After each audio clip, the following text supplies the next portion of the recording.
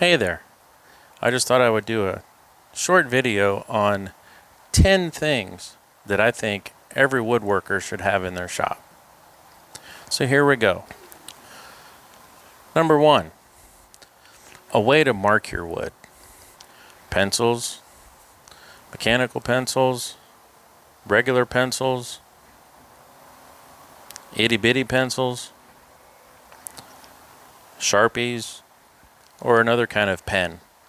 You need a way to mark the wood that after you measure it so you can cut it. A marking knife is good for when you're working on more intricate products later on, but for now, all you need is a way to mark the wood. Number 2, pad of paper.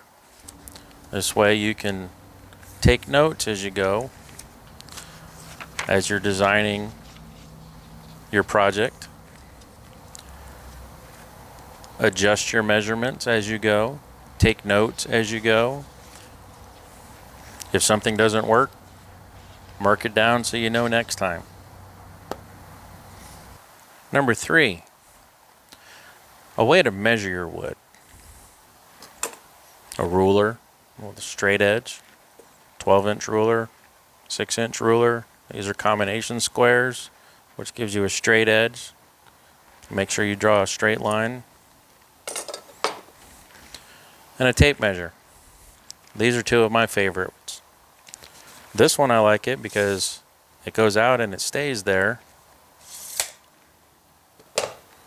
This one I like because you can read the numbers both ways. This is a fast cap. I believe this is pronounced chameleon. I could be wrong. Number 4, a way to cut the wood.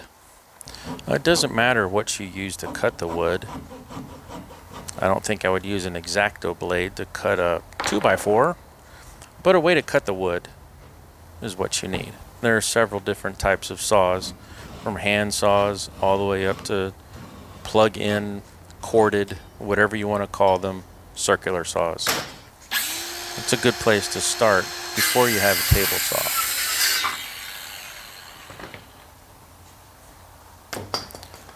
Number 5, a way to drill into the wood.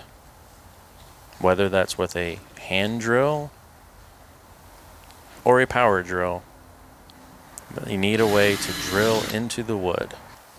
Number 6, a way to attach the wood pieces to build your project.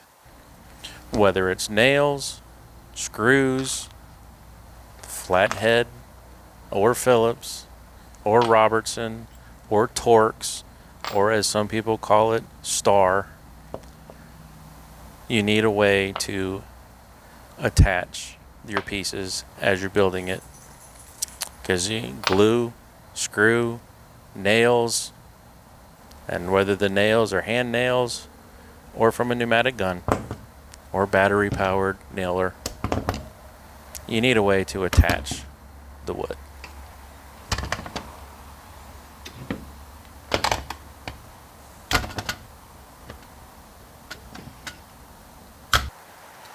Seven, clamps. You need clamps to hold the wood together.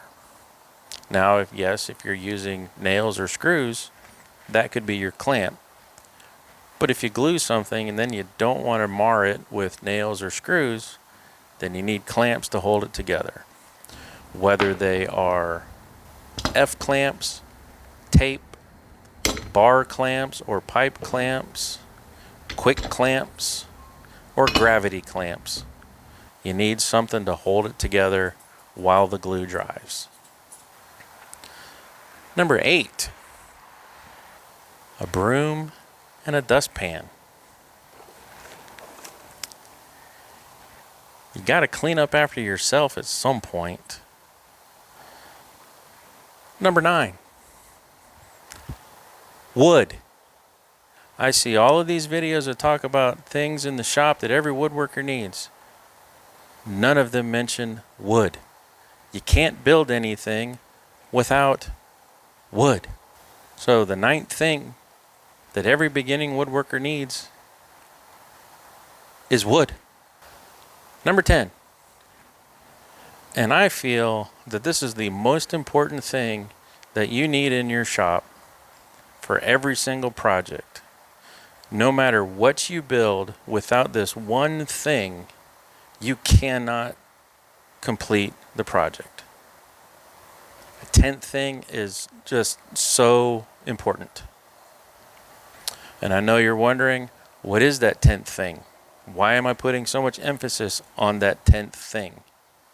Because it is super important.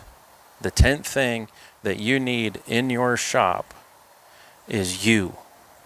The projects are not going to build themselves. You need to get into the shop. Woodworking is therapy in so many ways, and unless you're in the shop, you cannot enjoy that. So the 10th and most important thing, and it probably should be the number one thing that you need in your shop, is you. So get out there, get into your shop, and make something amazing today. Thank you very much for watching this video. I tried to make it humorous. I think I failed at that.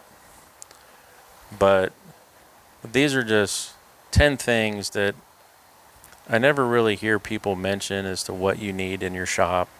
Maybe some of them are, and they say you need a specific type of pencil, or you need a specific type of marker, or you need a specific type of ruler or tape measure.